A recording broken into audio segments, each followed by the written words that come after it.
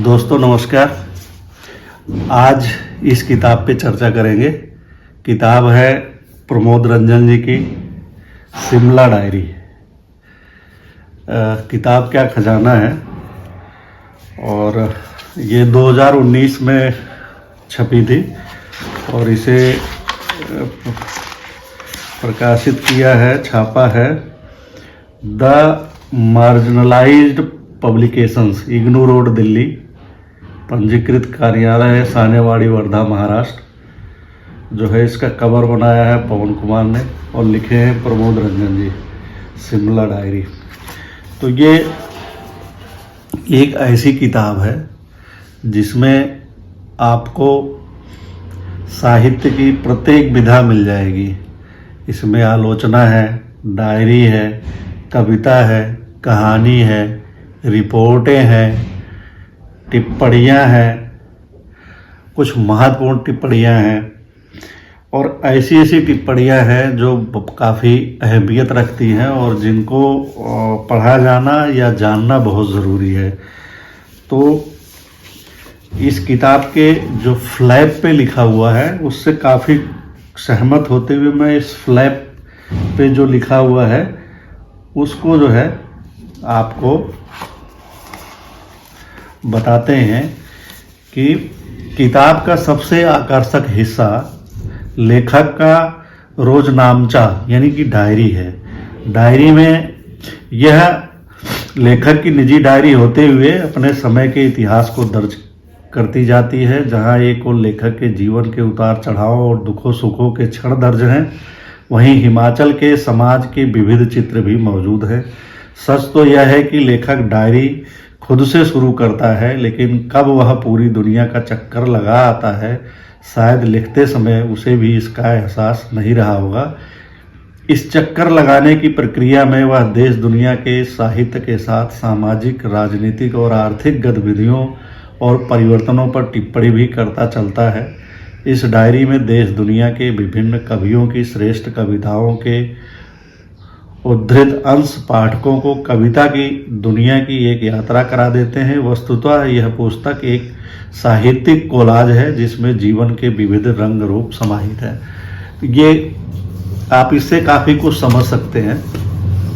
लेखक ने अपनी डायरी में डेली की अपनी गतिविधियों के बारे में जो पढ़ते हैं, जो लिखते हैं, उसको उस डायरी में दर्ज किया है। लेखक चूँकि उस समय पत्रकारिता से जुड़े हुए थे तो साहित्य पढ़ते भी थे, तो पत्रकारिता पे बहुत ऐसी टिप्पणियाँ इसमें ख़ास तौर से दर्ज हैं जो काफ़ी अहमियत रखती हैं। डायरी के रूप में दर्ज वैसी टिप्पणियाँ उनको पढ़ा जाना चाहिए कि एक पत्रकार पत्रकारिता के बारे में किस तरह की बातें लिख रहा है और दर्ज कर रहा है उस समय के। और ये किताब 2003 और 2010 के बीच की मुझे जो है इसका समय काल लगता है। उस समय लेखक प्रमोद रंजन शिमला में हुआ करते थे, तो पत्रकारिता के साथ वह एक जो है अखबार भी निकालते थे जो साहित्यिक हुआ करता था, जिसमें कविताएं, कहानियाँ, टिप्पणियाँ, लेख वगैरह भी निकालते थे। तो इस तरह की इसमें इन्होंने इस सब चीज़ों को समाहित किया है। काफ़ी किताब बहुत कुछ जो है समृद्ध करती है। शिमला के मामले में हिमाचल की संस्कृति, रहन सहन, लोगों का विचार, काफ़ी कुछ ये आप इससे समझ सकते हैं कि इसमें क्या है। ये 2-3 खंड में जो है, 5 खंड में है इसमें जो है।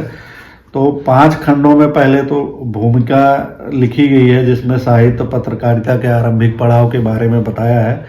खंड दूसरा डायरी है, हमें सपनों की तलाश में गए थे पहाड़ों की ओर। हम सपनों की तलाश में गए थे पहाड़ों की ओर शीर्षक से जो है ये डायरियाँ इसमें लिखी गई है। उसमें मैंने कहा कि जैसा कि एक तरह का रोजनामचा है, उसमें पत्रकारिता से जुड़ी काफ़ी कुछ चीज़ें दर्ज हैं, उसके अलावा भी काफ़ी चीज़ें दर्ज हैं। साहित्य, कविताएं, नामी कवियों की कविताओं के अंश वगैरह, उन डायरियों में मिल जाते हैं। लेखक उस समय क्या पढ़ता है, किन चीज़ों को पढ़ता है, किससे मिलता है, किससे बातें करता है, वो सब है अखबार के दफ्तर में, पत्रकार मित्रों और इन सब के चीज़ें काफ़ी रोचक है और दिलचस्प चीज़ें इसमें दर्ज है डायरी में। उसके बाद जो है दूसरा खंड है कविता कहानी का, जिसमें कविताएं हैं और कहानियां हैं। एक राम कीरत की रीढ़ नामक कहानी है, काफ़ी अच्छी कहानी है। तीसरा खंड है आलोचना का, बिपाशा के कवितांक से गुजरते हुए। बिपाशा जो है एक पत्रिका रही है साहित्यिक, उसका भूमंडलीकरण के मेले में पहाड़, भाई वाह अच्छा तमाशा है, सूतना कपास, जुलाहों में लट्ठम लट, यशपाल के हिमाचली होने का अर्थ, लेखक यशपाल के बारे में है। चयन के विकल्पों के बारे में है। निर्मल वर्मा के बारे में भी इन्होंने लिखा है। चौथा खंड है पौड़ियों के अरे परे, तो ये समाचार पत्रों की लिखी गई टिप्पणियां इसमें जो है दर्ज की गई हैं, जो विभिन्न समय पे उस समय समाचार पत्रों के लिए जो लेखक ने लिखा है उनको इसमें दर्ज किया गया है। तो ये कोई करीब 15 के करीब ऐसी टिप्पणियां हैं जो विभिन्न विषयों पर हैं। मीडिया और मुस्लिम साहित्यिक पत्रकारिता अपनी पीढ़ी से, इधर से ही काफिलाए इनकलाब गुजरेगा, जनतांत्रिक संस्कृति, शिमला का लोअर बाजार, निर्मल और शिमला, वह प्रेम करके एक इसमें जो आलेख दर्ज है।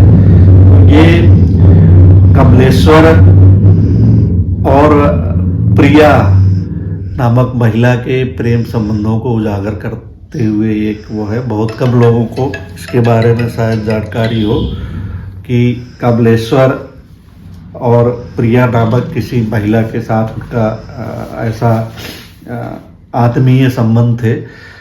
और इसमें काफ़ी अच्छे तरीके से, बहुत बढ़िया खूबसूरत तरीके से प्रिया और कमलेश्वर के बीच जो संबंध रहे हैं उसका उल्लेख किया गया है। प्रिया की अच्छी जानकारी दी गई है, वो भी पत्रकारिता से जुड़ी रही हैं, साहित्यिक पत्रकारिता रही हैं, शादीशुदा महिला रही हैं, और लेकिन उनको अंतिम समय तक उनको प्रेम पत्र मिलते रहे हैं कमलेश्वर को, और वो उसको काफ़ी सहेज कर लिखते रही हैं। तो ये काफ़ी महत्वपूर्ण इसमें आलेख है जो कि काफ़ी मतलब खूबसूरत तरीके से लिखा गया है और इसे पढ़ा जाना चाहिए। 5वां खंड है मौखिक इतिहास का, जो किन्नर में बौद्ध धर्म, जाति प्रथा, राजनीति, एक जोमों का जीवन, लाहौल घाटी में अलौकिक ईश्वर गुरु घंटापा, शिव और काली, और पांगी घाटी में नागमृत, मतलब ये रिपोर्टें हैं वहाँ की संस्कृति, धार्मिक संस्कृति के बारे में। ये 4-5 इसमें रिपोर्ट को शामिल किया गया है। तो कुल मिला के ये काफ़ी अच्छी किताब है। और जैसा कि कहा गया है कि ये जो है कोलाज बनाती है, एक जो है विभिन्न विधाओं की, साहित्य की विभिन्न विधाएं इसमें शामिल हैं, और इसमें कविताएं, कहानियां, आलेख, विचार हैं। तो हिमाचल का भूगोल, उसका मौसम, उसकी संस्कृति, बोली बानी, रहन सहन, ये सब चीज़ें इसमें दर्ज हुई हैं। और इस तरह ये एक बेहतरीन किताब बन गई है जो खूबसूरत तरीके से लिखी गई है। इसको कोलाज न कह के अगर हम जो है फूलों का गुलदस्ता कहें तो वो ज़्यादा अच्छा लगता है। जैसे इसमें एक कविता है, शिमला में हिमपात, बर्फ गिरेगी, इसका उल्लेख कर देते हैं। बर्फ गिरेगी, ठंड बढ़ रही है, बादलों को पुकार रहे देवदार, आज बर्फ गिरेगी।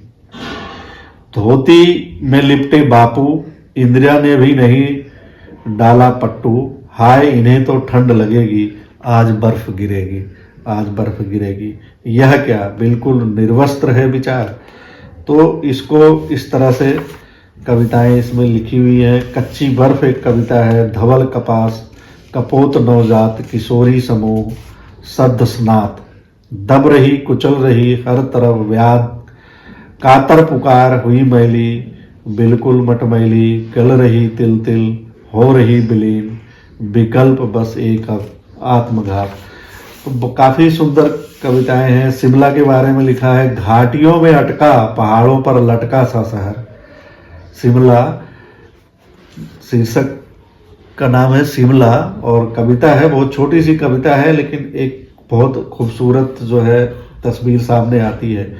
घाटियों में अटका पहाड़ों पर लटका शहर, गिरा गिरा अब गिरा, इतनी तो बर्फ पड़ी तब भी नहीं गिरा। तो इस तरह की शिमला की जो बनावट है उसके बारे में एक कविता लिखी हुई है।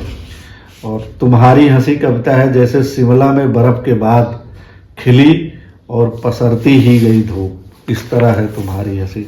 तो काफ़ी खूबसूरत कविताएं हैं और संस्मरण है इसमें। रामकीरत की रीढ़ की कहानी काफ़ी खूबसूरत है। अच्छों की रीढ़ गायब हो जाती है लेकिन रामकीरत की रीढ़ बनी रहती है। तो 2003 में ये जो है लिखी गई थी। अंतिम इसका कहानी का जो अंतिम सिरा है, अंतिम जहाँ ख़त्म होता है, वो लिखा हुआ कि संपादक जी की बुदबुदाहट कीरत पकड़ नहीं पा रहा था, उसे लगा वह उसे केकड़ा बनाने का मंत्र पढ़ रहे हैं। उसे संपादक जी की उंगलियों में सजी 12-13 अंगूठियों में लगे नीलम हीरे, गोमेद, लहसुनिया, पुखराज, मोती, मूंगा आदि अचानक अजीब तरह से चमकते लगे थे। तो काफ़ी अच्छा है। फिर ये आलोचना है बिपाशा कविता के बारे में, इसमें काफ़ी बेहतरीन है। भूमंडलीकरण में मेले मेले पहाड़ भाई वाह अच्छा तमाशा सूतना कपास, चयन के विकल्पों पर ताला, पौड़ियों के अरे परे, एक अदद कुन्नन मियाँ, ये चीज़ें इन्होंने लिखी हुई है। दूर की कौड़ी, बहुत छोटे छोटे वो हैं, एक पन्ने सवा पन्ने के इस तरह के आलेख है, लेकिन काफ़ी जो है जानकारी परक और काफ़ी बढ़िया तरीके से लिखे हुए हैं। शिमला की सन्यासीन सरोज, वह प्रेम जिसका भी हमने जिक्र किया कि प्रिया और कमलेश्वर की प्रेम कहानी के बारे में बहुत खूबसूरत तरीके से लिखे हैं। ये 13 फरवरी 2007 को प्रभात खबर में प्रकाशित हुआ था। निर्मल और शिमला दैनिक भास्कर में लिखे हुए थे, 29 अक्टूबर 2005 में ये छपा हुआ था। तो इसमें वो लिखते हैं कि निर्मल वर्मा की तमाम रचनाओं पर शिमला की छाप रही है। लालटीन की छत के नीचे बैठे धुंध से उड़ती धुनों को देखते हुए यही उनकी लेखकी चेतना विकसित हुई थी। प्रशस्तियों के साथ उन्हें झेलनी पड़ी आलोचनाओं में भी शिमला कहीं ना कहीं जरूर रहा है, लेकिन इस शहर में शायद कोई भी ठीक ठाक नहीं जानता कि वह मकान कौन सा है जिसके बरामदे में निर्मल अनाडेल का मैदान देखा करते थे। आज अनाडेल के खूबसूरत मैदान में सैनिक अफसरों के लिए गोल्फ क्लब है। लक्कड़ बाजार से पैदल चलकर अनाडेल मैदान के मुहाने पर पहुंचते ही एक तख्ती दिखती है जिस पर लिखा है, like sex in golf, second time is always better. यही अब मुख्यमंत्री का हेलीकॉप्टर उतरता है। तो इस तरह इस किताब में इस चीज़ों का उल्लेख है। जनतांत्रिक संस्कृति, लोअर बाजार, मध्य युग की हिंसक सेना, काफ़ी कुछ प्रसंगों के साथ हिमाचल में वाम चेतना, ग्राम परिवेश में इन्होंने ये लिखा था। मुश्किल इतनी पड़ी कि आशा हो गई, चुनावी वादों की बरसात बेसर, इधर से ही काफिला इनकलाब गुजरेगा। तो इसमें काफ़ी ऐसे लेख हैं। साहित्यिक पत्रकारिता के बारे में लिखा हुआ है। तो साहित्यिक पत्रकारिता के बारे में जो लेखक ने लिखा है वो क्या लिखते हैं कि समाचार पत्रों में भले ही संपादक पद का क्षरण हो गया हो, लेकिन हिंदी की साहित्यिक पत्रिकाओं का केंद्रीय पात्र आज भी संपादक ही होता है। पहले के मुकाबले इधर यह केंद्रीकरण और बढ़ा ही है। पहले साहित्यिक पत्रिकाएं संपादक के अतिरिक्त प्रकाशक और संबद्ध लेखकों के नामों से भी पहचानी जाती थी। आज अधिकांश साहित्यिक पत्रिकाएं प्रकाशक नामक प्राणी से सर्वथा मुक्त है ही, और जिनके प्रकाशक हैं भी वह इसे खैरात कोटे का ही काम मानते हैं। तो इस तरह से इसमें टिप्पणियाँ दर्ज हैं। मीडिया और मुस्लिम है। खंड 5 मौखिक इतिहास है। ये शिमला की जनजातीय संस्कृति और इन सब चीज़ों का इसमें उल्लेख किया गया है। जून 2017 और जुलाई 2018 में लेखक ने इन क्षेत्रों की यात्रा की थी और दर्जनों लोगों से लंबी बातचीत की थी। उसी का इतिहास और उन सब से बातचीत इसमें जो है दर्ज की गई है। 4-5 लोगों से बातचीत है। किन्नौर में बौद्ध धर्म, जाति प्रथा और राजनीति, पूरी बातचीत और इस सब में जो है सामने लाते हैं लेखक। ये एक तरह से रिपोर्ट है और काफ़ी महत्वपूर्ण जो है चीज़ें हैं। तो इन सबको पढ़ना काफ़ी एक तरह कह सकते हैं कि ज्ञान के सागर से गुजरने जैसा हो जाता है। आपको काफ़ी कुछ जानकारियाँ मिलती हैं। लाहौल घाटी में अवलोकितेश्वर गुरु घंटापा और शिव और काली, इसमें एक बड़ा अच्छा सा संवाद है कि लेखक पूछता है कि कौन थे ये गुरु घंटापा। गुरु घंटापा के बारे में पूछते हैं तो बताते हैं गुरु घंटापा एक प्रसिद्ध ज्ञानी बौद्ध भिक्षु थे। वे लंबे समय तक ध्यान की अवस्था में रहे थे। कल आप लोग यहाँ से 45 किलोमीटर दूर उदयपुर गए थे। वहाँ से ऊपर की पहाड़ी पर उन्होंने तपस्या की थी। हमारी माइथोलॉजी मतलब मिथ की कथा में यह सब है। तो ये गुरु घंटापा के बारे में लेखक पूछ भी लेता है कि गुरु घंटापा बोलते हैं या गुरु घंटाल, जैसे कि हिंदी में बोलते हैं अरे वो तो गुरु घंटाल हो गया है। तो कहते हैं गुरु घंटापा है। स्थानीय लोग जो हैं वह इसे गुरु घंडाल और गुरु घंटाप भी कहते हैं, लेकिन मैदानों के लोग इन्हें हिंदी में गुरु घंटाल कह देते हैं। तो शायद इस तरह से गुरु घंटाल जो है वहाँ से आया होगा। ये बौद्ध धर्म से होते हुए हिंदी में गुरु घंटापा से गुरु घंटाल तक की यात्रा है। तो ये कुल मिला के काफ़ी अच्छी किताब है, बढ़िया, जो 2019 में प्रकाशित हुई थी। लेखक प्रमोद रंजन है। एक खूबसूरत फूल के गुलदस्ते की तरह है जिसमें आपको कविता, कहानी, रिपोर्ट और टिप्पणियाँ, लेख सब कुछ मिल जाएंगे। पढ़ के काफ़ी आपको अच्छा लगेगा। किसी को भी इस किताब को ज़रूर पढ़ना चाहिए। धन्यवाद, नमस्कार।